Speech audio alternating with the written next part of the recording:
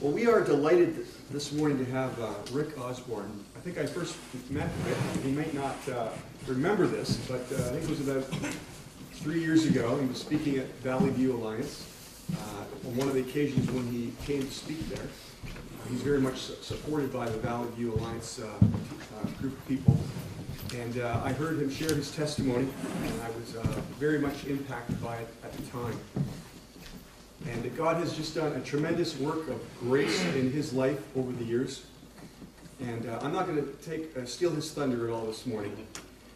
But I asked him, I said to him this morning, so what is your main ministry? And he kind of looked at me with a puzzled expression. He gave me a card that said Truth for Teens. So I said, this is the main thing that you're working with? He said, well, not really. And he said, so I said, so it's a variety of things. He said, yes. And because of what God has done in his life over the years, he finds that, as I'm sure you're going to hear, that God is using him in a variety of ways to bless people in various walks of life. So without further ado, I just want to welcome Rick. Come and share your heart with us, Rick. It's so good to have you. Thank you for being here.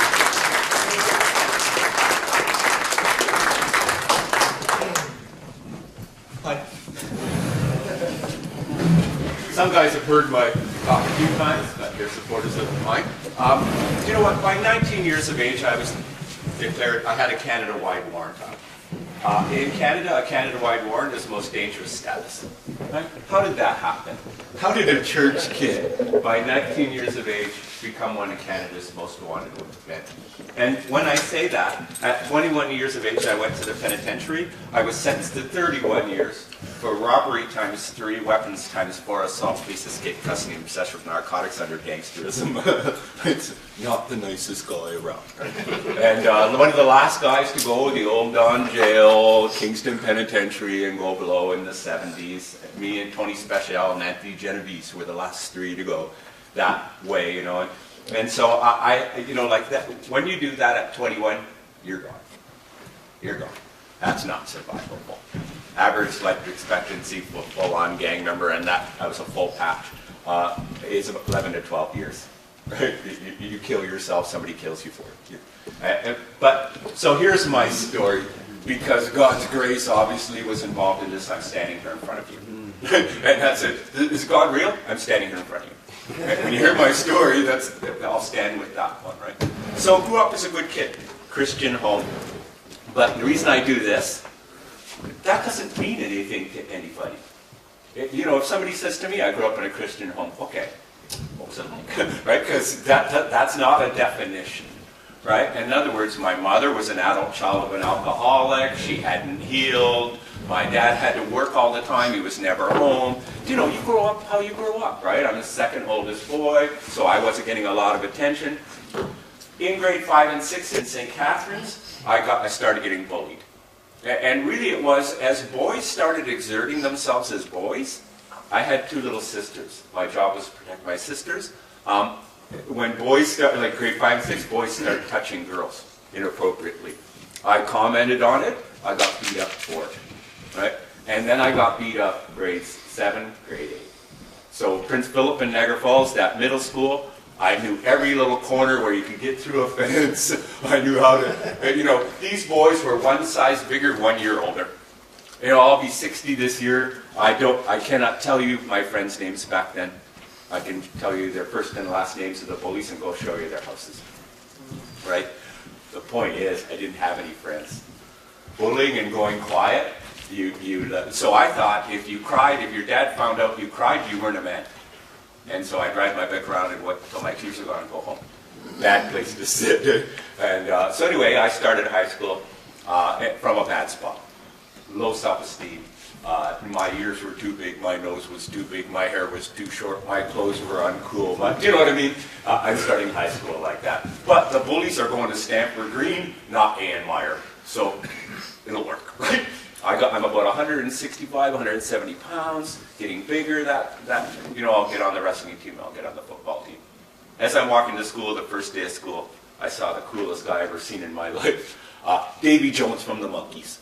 I say that, the kids have no idea, but long hair, Fu Manchu mustache, a very handsome guy, 21 years old, bell-bottoms, platform shoes, paisley shirt with an AWU collar with gold buttons. You know, like, I totally remember what he was wearing, and it was just the epitome of cool. And I was visual. Young men are visual. That's why porn is such a problem. We're all visual, but him I just looked at visually. You know, and so I walked up to him. He was working on a sports car. I walked past him and I said, "Cool car." And he goes, "You like cars?" And I said, "I love cars." And Billy, after his actual first name, I couldn't wait to see him on the way to school, on the way home, tell him about my day. He was my friend. I just wanted to be him, right? First week of October, the week before I turned 15, I'm walking home from school. Billy's got his sports car running at the side of the road, top down, beautiful day, 3:30 in the afternoon. And he says, "Rick, do you want to go for a ride?"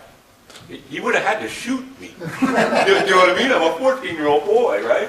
It's a convertible. He's the guy you know, if somebody would have told me that Billy was a junkie, I would have thought he collected junk. I had no idea, right? Just totally. If I were to try to buy a bag of weed, I would have got a bag of oregano. Right? I was that fresh. I thought if I went for a ride with him, the worst thing that could happen to me is I'd be yelled at by my mom when I got home for being late. If he takes me up too long. I did not realize that I was not supposed to survive the day. Billy was going to kill me. Billy liked to watch virgins get high. That's how he relives his initial high. That's Billy's thing. That's BS, you know, as soon as I say it, right? But it's deeper than that. I went for a ride with this guy thinking, I just want to be him. He's my friend. I'm so cool. We were at Main and Ferry in Niagara Falls. We pull in a little alleyway there. Guys come out from the Maple Leaf, walk over, shows off his car. I'm standing with him. I think it's cool. We go up the back stairs there. They're still hanging there. And there was a little apartment. And I went in that apartment, and then there was a scary man. Kind of guy you walked in. Not handsome and good-looking like Billy, craggy, tattoos, you know, mid-20s. I thought, I'll sit over here by the door. My friend Billy will take me out of here. Out comes syringes, out comes baggies, out comes spoon. They proceeded to mix a combination of purple pipe plate speed, biker speed, and China white heroin, Vietnam heroin. It's called a speedball, the most dangerous combination of drugs you can do, bar none. I thought, this has nothing to do with me, had everything to do with me. Standing here right now, I can still visualize the pinprick in my arm and the blood swirling like a ribbon into the syringe. Gone. How cool. Woke up hours later. I was a heroin addict for almost 18 years. I've never seen anybody go as long as I went up and survived. The methamphetamine. I was young and strong, right? When I came to, shredded newspapers and magazines and cigarette packs and books where I was. I used to joke, because, you know, you got to joke about stuff. Well, first time I got high, I woke up in a hamster cage. Everybody would laugh, right? Meanwhile, it's called punding. The repetitive ripping and tearing of anything your hands can get a hold of in a chronic, severe methamphetamine overdose. It's what happened to me, right? When I came to, high as a kite with no string.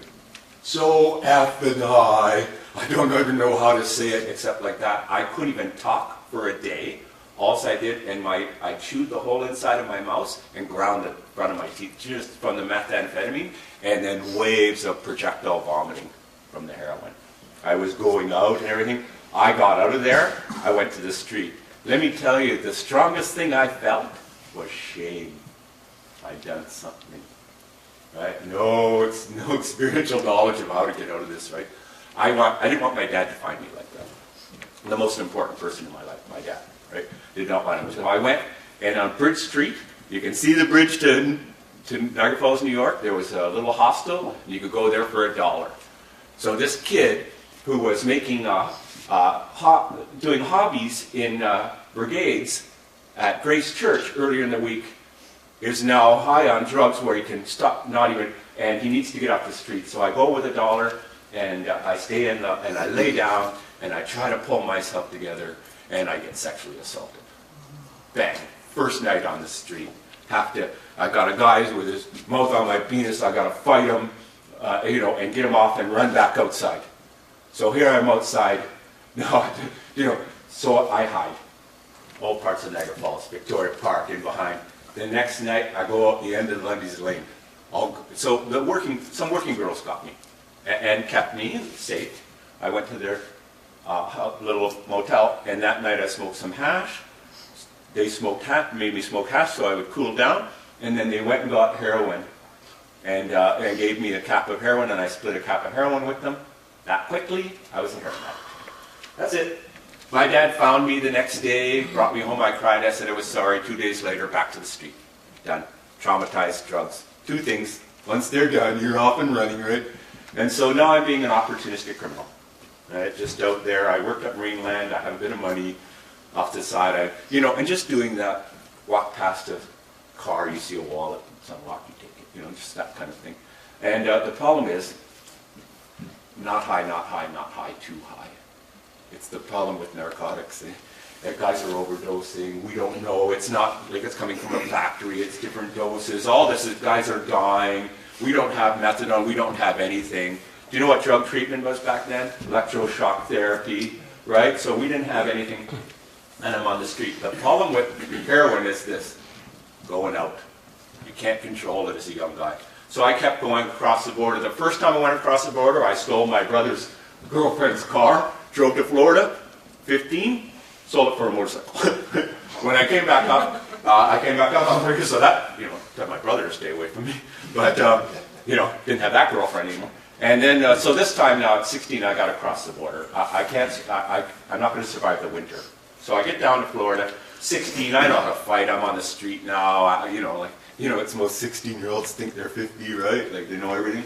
And so I'm down there working the beach. Miami to Hollandale, Hollywood. All the crap comes in at night and goes back out again. Anybody who's at the ocean. And so beach crew, you're not allowed to sleep on the beach. You have to wear a lanyard, and to work the beach. But beach crew, $5 an hour, they pay you at the end of the night. We rake all the crap up into these big, now tractors do it, and so guys are smoking dope, drunk, partying. It's 1971, remember, Miami Democratic Conventions are on, and we're all working the beach. So I'm living in a trailer park in Hollandale, and I'm good. I'm good. I'm 16. I'm controlling myself. I'm paying my way. I'm a heroin addict, but there's a lot of heroin. Mexico's really, there's a lot of tar down there, and it's a type of heroin. So anyway, I'm working like that. We had this cool guy who worked there. He was an old guy. He must have been 36, 38. When you're 16, he had a 66 GTO convertible with a kicking 8-track sound system.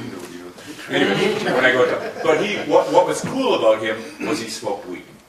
It was unusual for an old guy to smoke weed, right? So we thought he was the coolest guy, and we'd all pile in and get rides, in his GTO, and the music blaring, and during breaks we'd sit with our mouths open while he'd tell us war stories about being in the penitentiary. One day he comes to me, he goes, "Hey Ozzy, I got some really good weed. You want to get high? We'll get high. We're starting at Miami. Tonight, we'll get high at Flamingo Park." Flamingo Park's a little island off Miami, just one causeway. It's got one round saucer-shaped pool in the middle of it with a little thing where you can change. There's nothing else there, right? And so we go sit at the water's edge, and we start smoking dope, and I survive his attack. So here, I break the window with my head, and I get into the water. And, he leaves thinking I'm drowned or bled to death. And I remember coming out and going, I'm not making it to the causeway. I'm bleeding way too badly. He sectioned my liver with the first jab. And so I just laid on the ground, and all of a sudden I saw fire trucks coming across. There was one guy cleaning the pool who heard a noise and came up. Hey, God always puts the one guy there, right? Even though I'm not a Christian at the time, right? Opposite of a Christian. But, so I'm in intensive care at Miami Hospital. And, I have to tell this because, I just healed. And eventually detectives came in, suits, briefcases. What happened to you? I was hitchhiking, a guy picked me up and attacked me. Don't snitch, don't rat. Being on the street, you don't talk to cops, right? And, but cops know who's out there, right? And they pulled out mug shots with the crimes underneath, This guy, this guy, this guy, this guy, bam, there he is. The guy that we thought was so cool that smoked weed with a 66 GTO, tell us war stories, rapist, killer of a young man, Jacksonville State Prison, life sentence. He's out on parole after doing 15 years. Nope. Don't talk to cops. Right? My dad sent $4,000 to those cops in 1971 for them to, $4,000 is a salary in 1971 for them to bring me to the border. at Buffalo. So he paid those guys huge to bring me to the border. They were going to put me in Pensacola. I was off to Vietnam, right? And so my dad bring me to the border, dropped me to the border. I arrived at the border, bare feet, baggy pants. Baggy pants were cool, but then they cut your clothes off, right? So the nurses gave me baggy pants and a hospital smock. Still draining from tubes on this side. I lost about 40 pounds. My dad looked at me, just started crying, right? Never heard my dad cry before. I got in the car with him. We went over to the Canadian side because he had to show my Canadian ID. And I said, pull over. And I got on walker. You need to remember that. First of all, I saved my dad's life that day. And everybody else in my family. Everybody else in my family. That's my mom, my sisters, my brother. Every one of them would have died in the war we had with the rock machine later on. They would have all been murdered, right? I have friends, all family murdered, mom, everything, right? We lost 126 guys during that war. So me walking from my dad, even though at the time it was my own pain inside, I couldn't look at my dad. Shame. So I hitchhiked with bare feet to Niagara Falls, went to Huron Street, grabbed a bundle of heroin, went upstairs to the washroom, got high. I just want to forget Florida, right? When I got high, I looked down, there was a razor on the counter, I picked it up and I cut my right bicep, 5 inches across my bicep. I wrapped it with a tensor bandage. You ever think I'm a tough guy? I cut myself like that every 20 to 30 days for 18 years. It's how I dealt with my emotional pain. I would cut myself. If I didn't cut here, I'd cut here. I could not live with myself. I had to put pain into my body. By the way, this is cutting. So, same thing. So here's the biggest thing though now. So now I'm a cutter, right? I don't know why, it works. It lets me live another few days, right? But I now fear men. Pee in my pants, shaped like a dog, razor blades, fear men. Sorry about this word. I can't go near men. Heroin's not sold by girls. Right? So I got, and actually I did. I went to a girl who was an old lady of a guy, I think crossbreeds, a bike gang there, small bike gang, and she sold me a bundle. And then her old man got mad at her for it. So I could never score again like that, right? What's he doing going into a girl? And I remember looking at this heroin dealer. I robbed him. Basically, what I did was just, if a man's on the street and he has heroin, he's in big trouble. Because if he's not tougher than I am, I'm taking it, right? Eventually I robbed a biker. If you want to have a good life, don't rob bikers, right? You know, especially 1%ers, eh? And so here I am, I made a mistake. Eh? Sober second thought, although I never had a sober second thought at that time, was, and back then they killed us by throwing us in the Welland Canal, right? That's how they killed us. They killed my cousin that way. He got thrown in the Welland Canal, right? So I was told I was going in the Welland Canal, so I was doing pretty good hiding, right? I was coming out at 3 in the morning and going in at 5, and all of a sudden I'm in a headlock being dragged in the alleyway. And by the way, that's Mother.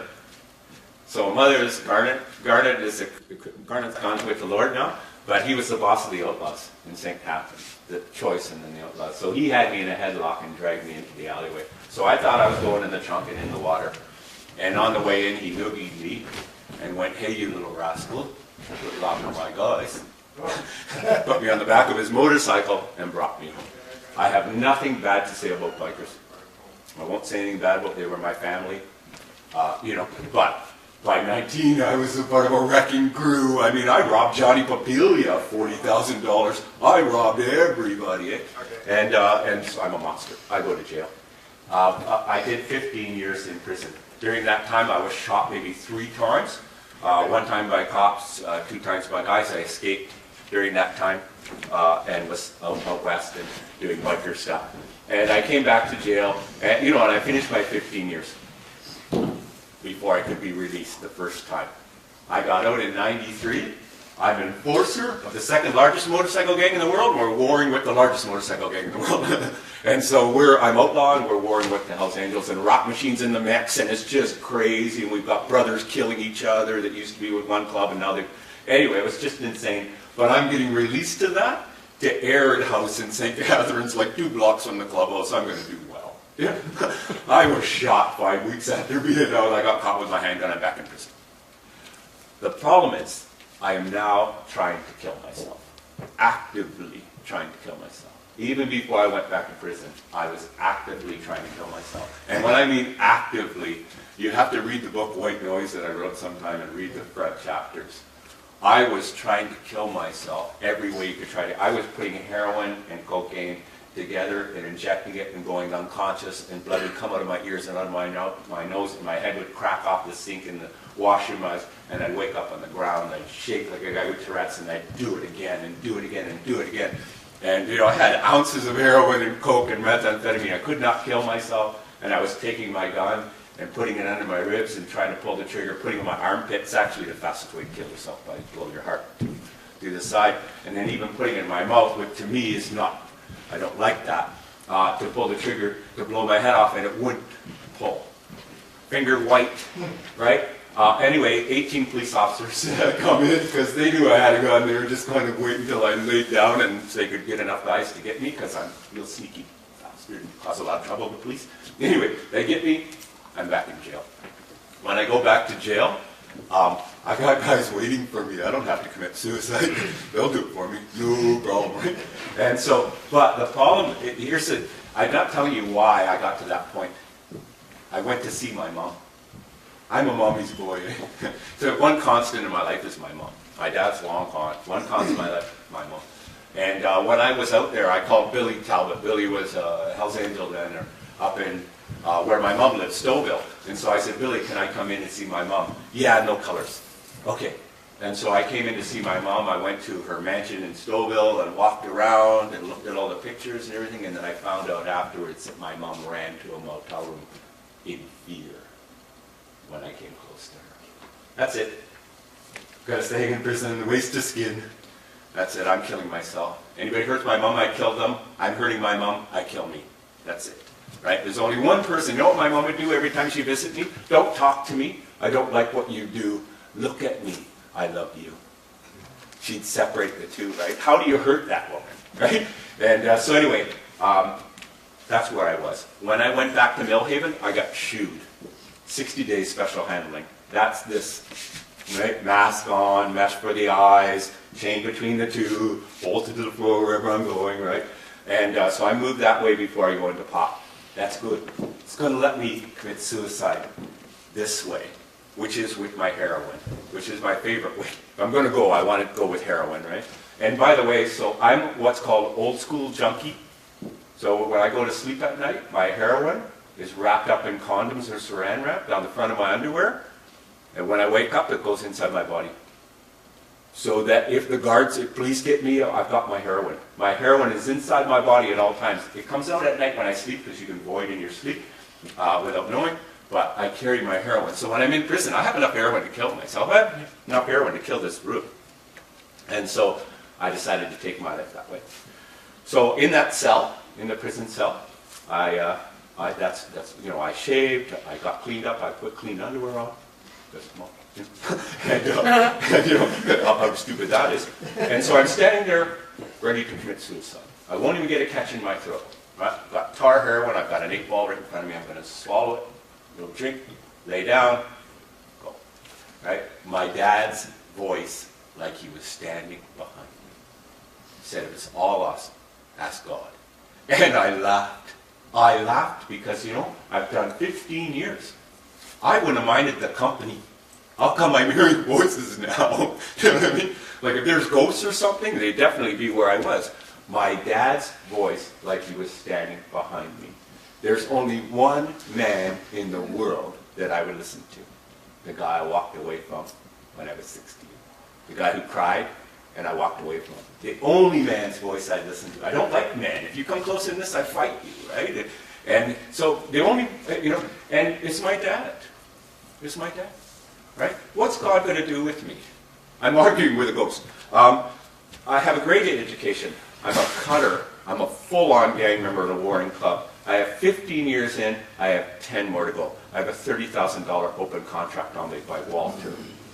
Walter shot me out of the Skyway, right? Walter was the national boss at the time of the HAs. I am not surviving going to the yard.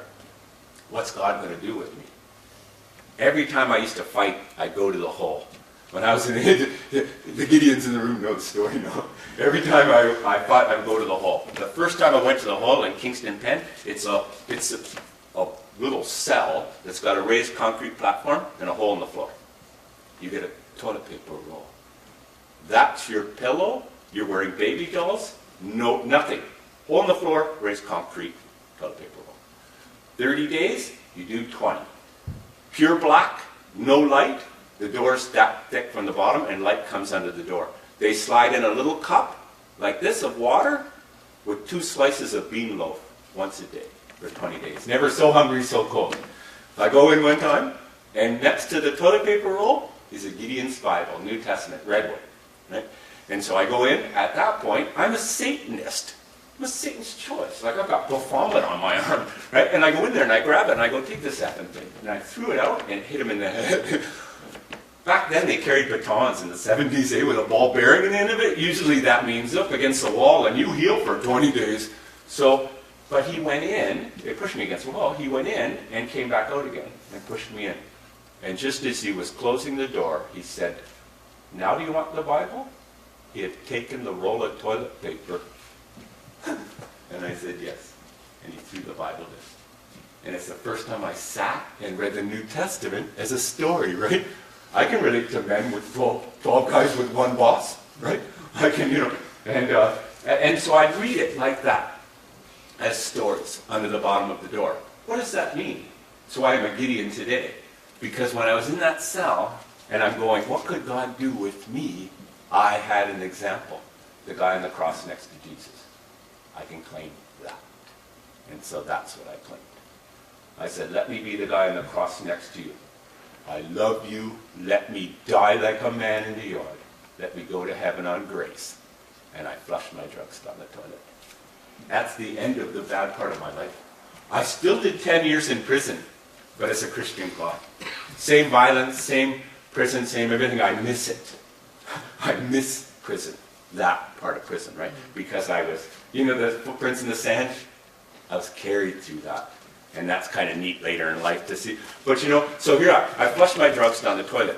What's going to happen to a guy like me? I flushed down my drugs down the toilet and went sick. About 3 weeks into going sick, I started feeling better. I started smelling better. So first thing, smelling better. The next thing was, I started looking beyond, what's that when you look beyond the next day? Hope.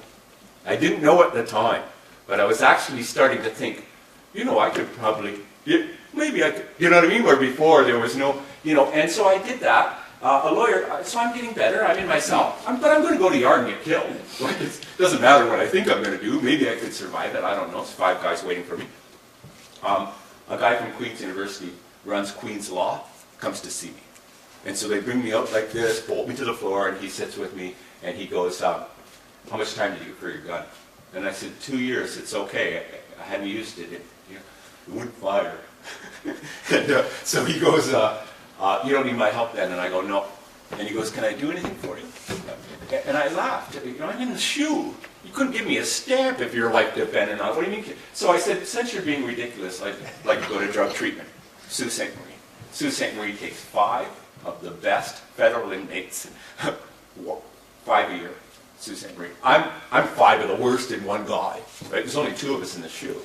And so we laughed. And he laughed. And went downstairs.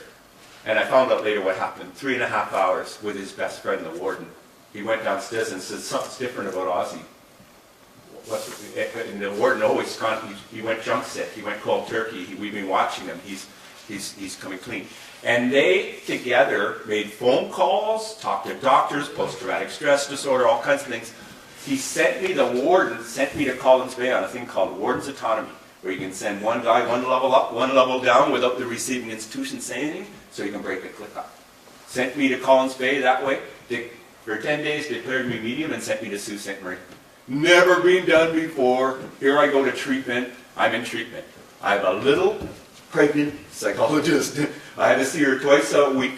And it was, I'm different than the other guys, so I'm getting more intensive stuff. And they gave me a little pregnant psychologist. I wouldn't want to give me a little pregnant psychologist. But she got to know me. We built trust. And then one day she says to me, sun's coming through the window, my arm's there, I'm sitting in the chair, and I tattoo over my scars.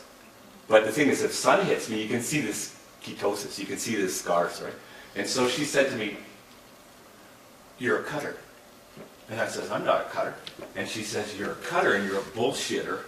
If that was a man, I would have punched him out of his shoes. It was a little pregnant woman. So she goes, so I just stand there. And she said, "Would you write one incident out for me and give it to me? I'll never ask you about it." And I just looked at her and she goes, "You trust me?" I go, "A little bit." She goes, "Would you do that for me?" I said, "I don't know." That was Thursday. On Tuesday, when I saw her, my first visit of the week, I slipped her a little folded in half. When my old lady, not a derogatory term, my girlfriend, Deidre, was shot through the neck and killed by a rival gang guy who wanted me, killed her instead. I cut. I thought that one you can understand, right? So I wrote that to her, and she folded it and put it in her pocket. And when we left, at the end of our session, she leaned into me and she goes, "Could I have another?" She healed me non-verbally. Not once did I talk about what happened to me. I wrote it. She went and had her baby. When she came back, she had 3 days before I went back to the pen, and she says, "We need to go one other place, you have to see me." So I sat with her, and she says, I went, "What?" And she goes, who got you? Who raped you?" And I said, "No man's ever got me." And she goes again, "Write it up for me." So I think I was 42, 43 years of age. I finally wrote Florida out. Nobody knew about Florida. And I wrote it up to her and handed it to her, and she said, "Thank you." Put it in her pocket. I never did drugs again, never cut again. That healed me. When I went back to Collins Bay, do you know what the problem was? My friends. "Ozzy, good to see you. Respect." Paper. 1/10 of a gram of heroin. Comes in a little origami house. I don't know why junkies are so good at that. Right? Cost $50 in prison. Right? Push him down the strip. "Ozzy, respect."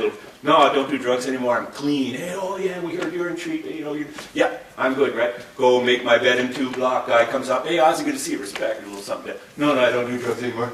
Go sit at the biker table. "Hey, Ozzy, good to see you back. Here's a bit of money. Here's a bit of dope. Get you going again." "No, I'm good. I don't." Do you know what happened? 3 weeks. Every time I turn around, "Ozzy," they got the tin foil up, they're smoking heroin. You know what I had to pay for it? Guys weren't offering it to me. It's because I'm pulling out of the network. I can bring packages in. I can pull together deals, right? So guys are trying to... So I'm walking down the strip in Collins Bay where the guards are there and towers, right? On the strip. And one of my buddies, the bodybuilding guy, walks by me and goes, "Hey, Ozzy," and palms me a paper. Right? You know what happened when that paper touched my hand? Right through my head went, "I can do this tonight in my cell and nobody'd know." And I dropped it on the ground, put my foot over it. He leaned down, pretended to tie his boot, picked up, went back to the range and told everybody else a piece. Because I'd done this in front of the guards, and he almost got busted. See how people turn things around, right? And so, you know what? And so he cleared out the back of the range and put the bag gloves on. He's going to punch me up for what I did. You know what? If you're going to do that, make sure you win, because it's embarrassing when you don't. And I stood in front of all my guys and said, "If you offer me drugs, knock you out." Just like that. You're not my friend anymore. So now all my friends distilled down to 4 people. Right? The guys that really liked me, and the rest was off to the side. We have guests come in prison. I'm part of the committee. I'm actually a chairman there. 10 of us represent all the guys, and every once in a while we have guests come in. Usually Queen's University, right? So we go down to the chapel one night. Queen's University comes in. 10 of us go down there. We go in. Here they come. 2 beautiful young women, second-year deviant sociology students, right? 9 guys get up and go, "Girls." And, like if they don't know that's what they're writing about, by the way. But they don't know that. And then the most decrepit old man you've ever seen in your life, and I love this guy with all my heart, so forgive this, comes walking through the door. This book has a picture of him in there, but he's shaved in the book. But he had a beard this long that was orange. From nicotine, right? His hair was combed with a stick. He was 80 if he was a day, right? One arm didn't work, one leg didn't work. He's got a cane. He's got a pee stain happening. His vest is buttoned up wrong, right? Not a threat as a man, right? Just go over cane, And so, I don't go near men, right? But he's old. And so these guys are doing this, which I don't want to do. And so I go over to him and sit down next to him and I go, "My grandpa died in the Second World War. He's buried in France. Are you an old soldier?" And he goes, "Sniper, Belgian resistance." Right? We were there 2.5 hours. It was like 5 minutes, right? Like to listen to somebody who's lived through it, right? And we're ready to go. the women are going, he's going, they have to go first, and then we'll go. And he looks at me and he goes, Rick, you seem like a really smart guy. How come you don't have a university degree? And I looked at him and laughed. Because we're in prison, in case you didn't notice. And I have a grade 8. And I'm not very smart.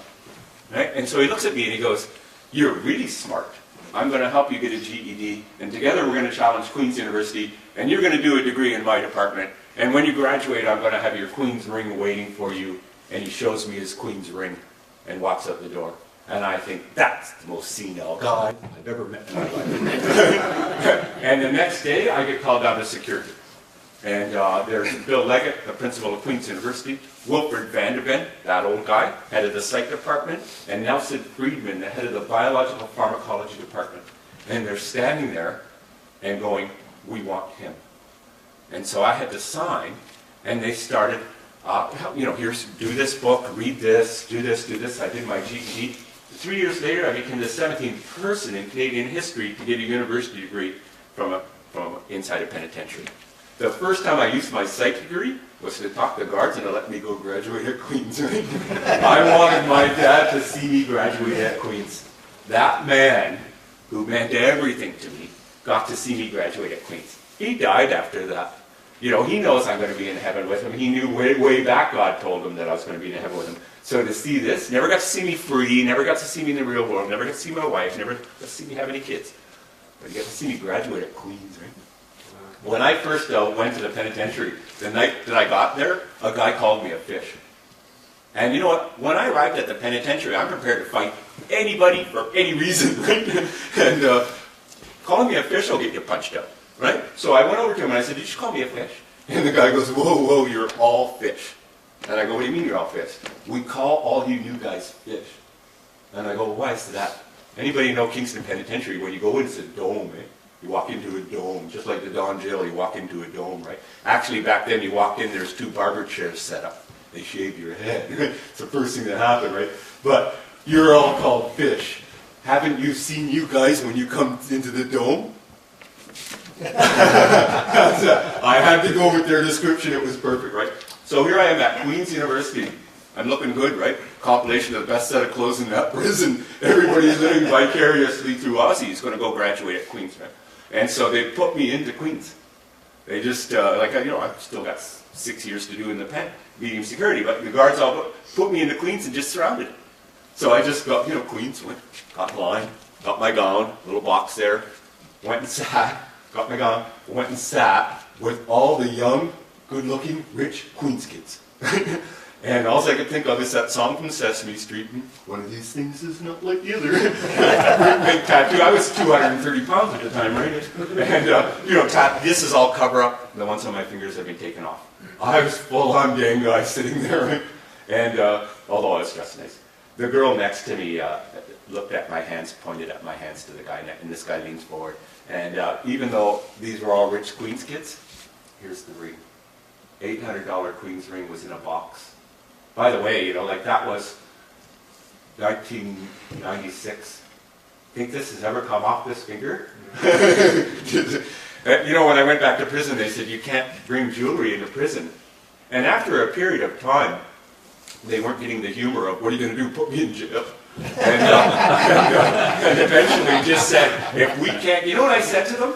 I had 6.5 years left to go, right? And I said, I'll do 6.5 years in solitary confinement. Thank you. And they went, you're not kidding, are you? And I go, no, you're not getting the ring. And so they went, well, if we can't get it, nobody else can. Enjoy it. And so when I graduated at Queen's, I came off this stage and hugged Wilfred Vanderben and kissed him on his scratchy old cheek and told him I loved him, which is huge, right? For me to do that is huge, right? And I meant it.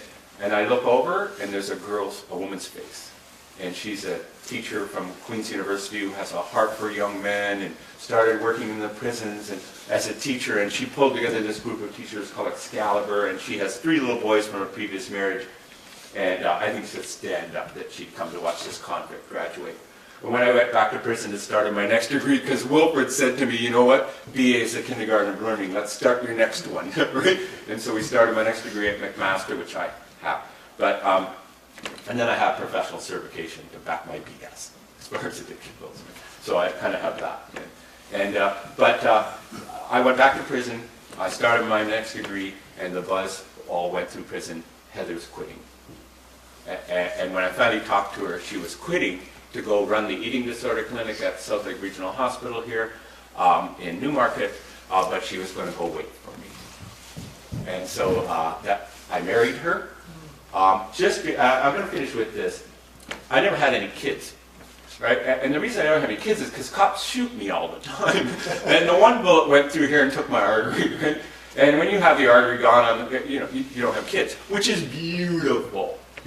When guys, I didn't have a boy waiting for their dad to get out of prison, or a girl waiting for their dad, so I'm glad that happened, right? And so near the end of my sentence, Christian guy, getting ready to come out soon, I'm doing long pulley rows in the yard working out with a biker, and all of a sudden, bam, hernia. Can't even stand up. Incredible pain in my groin on this side. He helps me to the nurse's station. The nurse looks at me and goes, "Oh, I'll put you down for doctor's parade in the morning. They're going to have to take you to the, everything." I go to turn away, and she says, "Come back here. Look at me for a minute." She pulls the thermometer out, puts it under my tongue, and then pulls it out and hits the emergency button. And by then, I'm out. And the guards actually got a tent post, handcuffed and shackled me, put the tent post and carried me like a pig on a spit, and ran me outside, broke every rule, ran me to a station wagon, piled in on me, and raced me to the hospital. I was bleeding to death. Hydrostatic damage. My artery further down had a valve that had blown out further down. So I was 104 point something when she pulled the thermometer out. And that you can't stay there very long. And so I raced to the hospital, and when I get in the hospital, they just come up and cut your clothes right off, right? So now you're naked. And then they put the chains, so my ankle and hand were to the bed, and I'm naked with a washcloth over my, being pushed down the hallway, right? I'm entirely tattooed. I have 480 tattoos, or one. It depends on you. Right? And so I'm going, and the doctor comes, his name's Bakor, $5,000 suit, Rolex watch and everything, walks in, looks at me, says, "I'm not touching him without an HIV/AIDS test." And so I tell him, "No, ignorance is bliss. I have it, totally. I injected drugs for years. I fought every way you can fight. I've been shot, I've been stabbed. I definitely have somewhere in that spectrum." So I said, "No, nobody touches my blood. I'm old school. I'm under the old. I've never been double bonked. I've never been in. They've never touched my body fluids. No." This guy walks over to me, points at my groin, and says, "I'm going to wear 4 pair of gloves if you don't give me a test." I'm clumsy with 4 pair of gloves. What kind of bedside manners is that? So anyway, I said to him, it worked. I said to him, "Okay, do it. You never see your surgeon when you have surgery. You see your anesthesiologist, right? He puts you under your surgery. The guy comes in and does your surgery. You don't even, if you wake up then, you don't see him because somebody else is sewing you up at the end, right? So I know you don't see this. You don't see the surgeon. So I'm laying there, blankets on me. They're getting ready to operate on me, right? I'm watching this guy. I know what he's going to do, right? Sometimes I like to squeeze my knee and feel the cold blood, as I go out. And the surgeon walks into my field of vision and goes, "Snap, 1 pair of gloves." And I go out. No disease in my body. None. None. No hep C, no nothing. Right? So that's just incredible. He goes, "You're entirely disease-free. You have a specking." Like, that's impossible. Right? That's God's grace. Anyway, so this guy who felt that he needed to have an HIV/AIDS test before he touched me, God was working on during that time. Because when I came out, he walked over to me, rubbed my shoulder, kept his hand there, and said, "I put a new artery in there. Have kids." Her name's Hannah Grace. She's 12 years old. So, as soon as I got close to my wife, baby, right? And that's it. Just that girl. So right now, I have a 25-year-old boy named Adrian Kunshish. Adrian Kunsh's nickname is Ace. He was the gang boss in northern Quebec. Never had a dad, born in P for W. He's a +1. +1 to her FPS number, right? His mom's. That's my oldest boy. By the way, he had a boy named Jake last Tuesday, and he's a Christian. And he was written up. But that's what. Then I have a 22-year-old who I'm going to go meet now in Newmarket. And then I have a 20-year-old who's in East Maine, which is the top of Quebec, and he's gone native. So he's up there. And then I have a younger one who lives with me in Fonthill. And then I have Hannah. And then I have a 7-year-old boy named Levi who was in my doghouse when he was 3 and a half. And so Levi's our little boy too. Although he's on the res right now getting cultural break, goose break, but we'll bring him back. And so everything I went through, he's gone through at 5. Raped and overdosed in the hospital at 5. Right? So anyway, when I brought him home to my home down here in Fonthill, he asked my wife if she'd like oral sex that night. 5 years old. So this is what this boy would be living in, right? And now he's just like, they heal quick. God heals them quick since you pulled them in. I've got some books here. If anybody wants a donation, or if you just want, you can keep it. I'll sign it for you. Everybody know who Ernie Hollins is? Hooked. When I went into Millhaven in 1978, I met Ernie. I'm one of his boys. I had little split bowl things that we do with Ernie. I didn't know about Christian, right? Ernie was a Christian, didn't mean anything to me at the time. Ernie was a nice guy. We would make those things, and we'd send them to a place in Kingston, and they'd sell them and put money into our account. And I got my TV that I had in prison from that. And when I went, until the day that, to the year that Ernie died, I got a Christmas package every year from Ernie. Every year. That's that. Just continue with, guys, even if, because, I wasn't a Christian. But I was in Ernie's heart, right? And, Ernie passed away. And last summer, Sheila got in touch with me and his wife and said, would you write for this book? And I've got a book out there, White Noise, and I had no time. I'm doing a stay-home ministry where up north we work with single moms. We take their kids while they go to treatment. Because where do their kids go? Right? Everybody's a drunk or a pedophile. So we take their kids down here. So I have no time to write. No time, right? But it's Ernie's wife, right? Of course I'll do it. It's Ernie's wife, right? And then I tried to write condensed White Noise, and I couldn't. I hit a block. So now I'm going to fail, right? I'm going to have to call her and go, I can't do it, right? And she wants me to be the base of this, the main one. And so I'm struggling with this. And a woman comes to me one day and says, well, you go see my son. He's in jail. Where is he? He's in Newburgh, Napanee, one of the jails there. And so I called. I have no connections there. It's not federal. I can't sneak into those places, right? And I could not get in. Didn't matter how hard I tried. And I'm going, okay, Lord, usually you get me in places. How come I can't get in here? And you know what? It was said to me, write what you would say. And that's what that is. If you invited me into the range in prison, and I sat at the end of the range, what would I say to you? And that's what I wrote. And so I've kind of got that. You can see some pictures in the back. I work with damaged youth, mostly men, boys. I call it Truth for Teens because the truth will set you free, right? But the teens goes all the way on that spectrum. Really, I work with angry young men with no fathers. The biggest problem we have is no men. Everybody here, remember you're an example of a man, and these boys do not have them. I remember standing at a Home Depot in Toronto a couple years ago on Keele Street. 2 young, handsome guys in their 20s in front of me, 2 beautiful girls in their 20s behind me, right? I did 25 years in prison. I can hear somebody whispering in that corner, right? So they're whispering about these 2 guys. How handsome they are, how maybe they could stop and say hi to them on the way out to the park. It was a Friday night at 5 o'clock, And then the one girl says, no, I'd rather have that old guy in front of us. And the other girl questions her, and she goes, at least I know he's a man. And I went, when women are making that assessment, everybody needs a good example of that. And that's all. I just stood my ground and do what I do.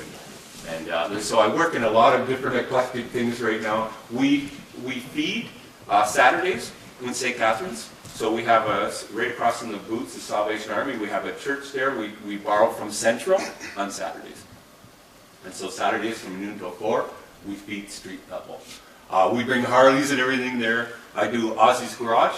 I actually do it in communities and at my house where we bring guys and we work on cars. It's jumping right brain, left brain. The same guy who can't talk to you, when you put a wrench in his hand, I'll sit and talk to you. I do car shows and hot rod shows and Merrittville Speedway with street guys too. My wife works human trafficking. Just before Christmas, you might have heard on the news that Parliament Hill needed to beef up security. It was on the news. That was me. Sorry. Joy Smith, an MP from Manitoba, sent me a bunch of money and an order. Come to my office.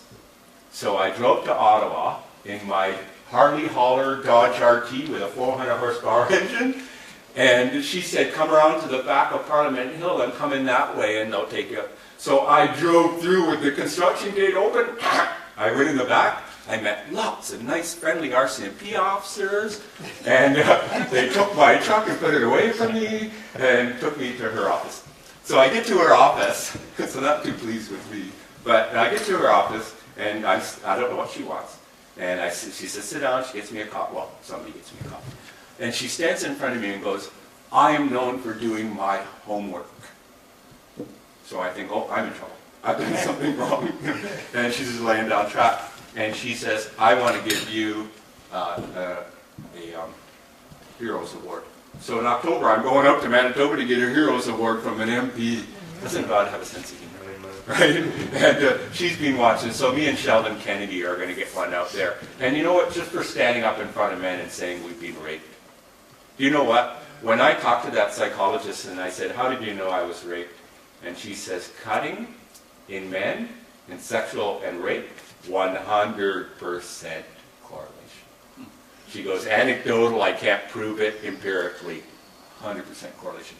When she said that, I started thinking about the 65 to 70% of us that are cutting in prison. And started to realize, oh, we've all been raped. You know, at one time I was speaking in school, Central Tech, the compound, bottom of Toronto, 1,000 kids. First question, hey, when you're in prison, you ever drop the soap?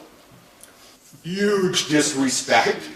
Prison, TV, guys getting raped in the showers. It came from 3 black kids halfway up on this side. I got off the platform. I got a wireless on. I was 20 at the time. Black t-shirt, jeans. I got off and walked right up to him. It was hilarious. Well, eyes went big. Not supposed to happen. When I got close to him, the guys on either side made sure I knew who it was, you know, bailed on him.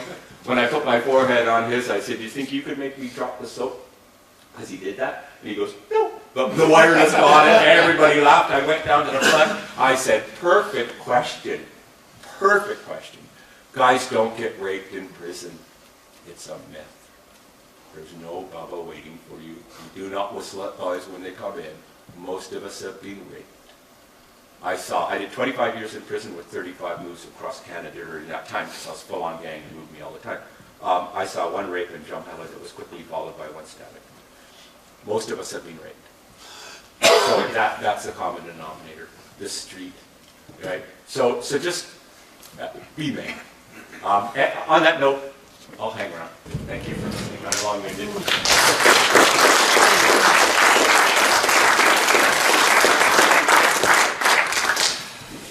Thank you so much for Rick for coming and sharing.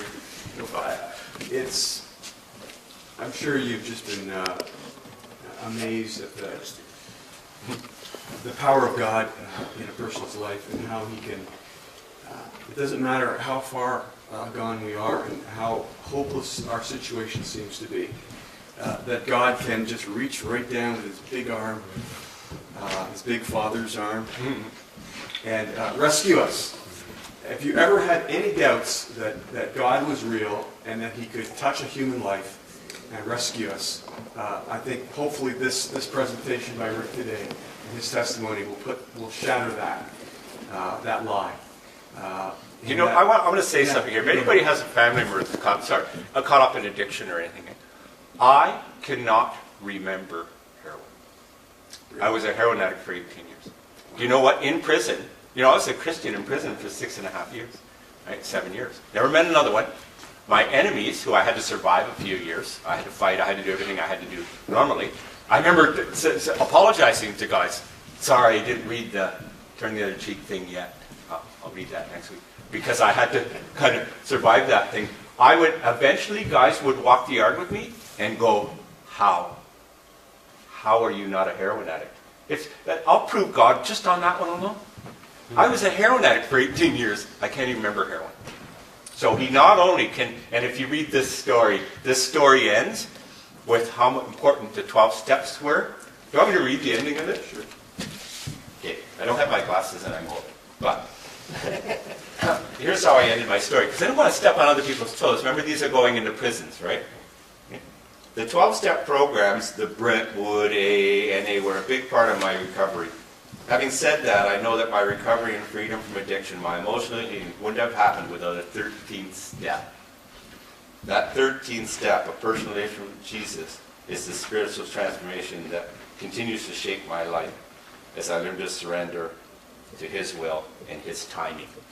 That's how it works. Amen. It's the 13th step, right? This is going into prisons. Ukraine, everywhere. There are millions of these going into prisons, right? And so that's that. 12 steps are nice. There's a 13th step. Because when I go stand in front of, and they invite me to speak at AANA, you have to self-label, right? Yeah. My name's Bob, I'm an alcoholic or something. I get up, I go, my name's Ozzy, and I do my talk. And at the end, I always get asked, how come you don't self-label? Yeah, because I don't have to. It's gone. Right? So just on that note, it can be gone. Amen. Not your whole life on methadone, not your whole life in treatment. Gone. Amen. I know that Rick would love, and a number of us would love to chat with you. Anybody wants to discuss further the place that Jesus can have in your own life, please come and speak to us afterwards. We would love to share with you and pray with you. You may be in a place right now where you've been feeling hopeless about various things in your life, or discouraged, sensing a lack of purpose even for the future. Jesus can be that purpose in your life.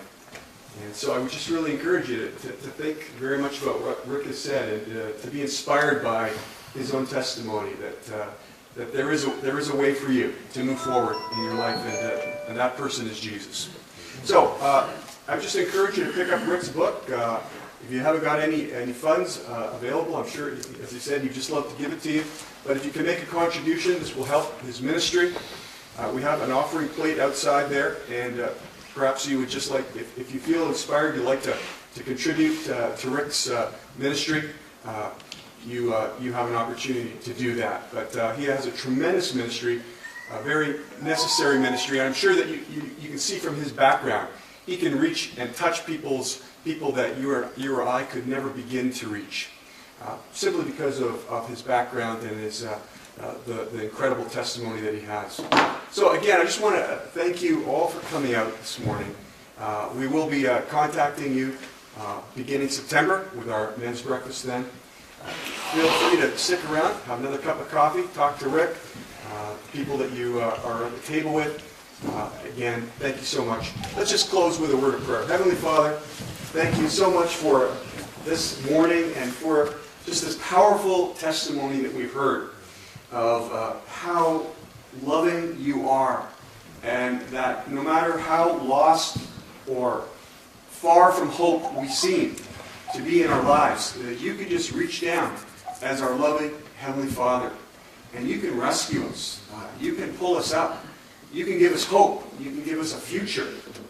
And we thank you so much for that this hope is through your Son, the Lord Jesus Christ, who came and died on that cross.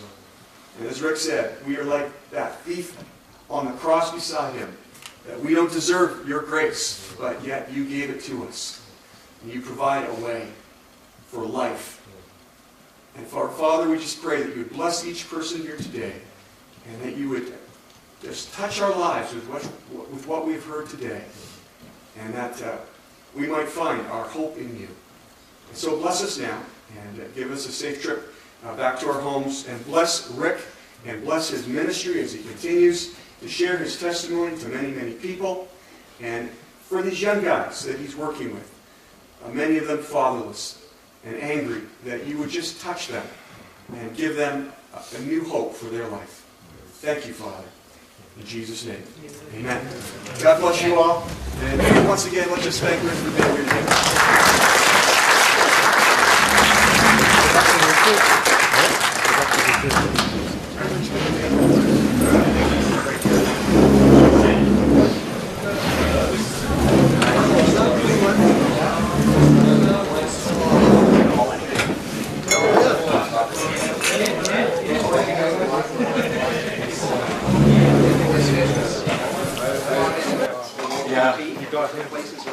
Yeah. Well, you know what? That's the only assistance I could hold. Right? I wasn't going to do anything. I'm a neat example of what God can do with nothing, though. Yeah. Nothing. Like the worst of, of nothing.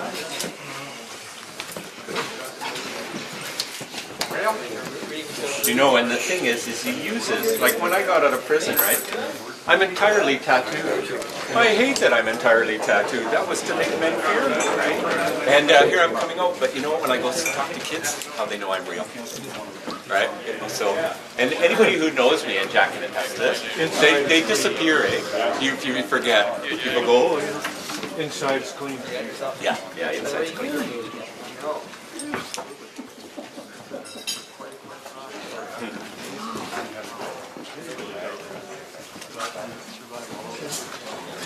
You need to know, if I stood up front there too, and I could probably get a long sheet like this and name all of the men that made a difference in my life from that point on, including Gary James, do you know what I mean? And like just all the guys, Gary Brooks, your wife, all the people that, that were involved in my life. Like it's a huge group of people. There was a pastor who came to the pen. I'm sure pastors don't want to go to the pen.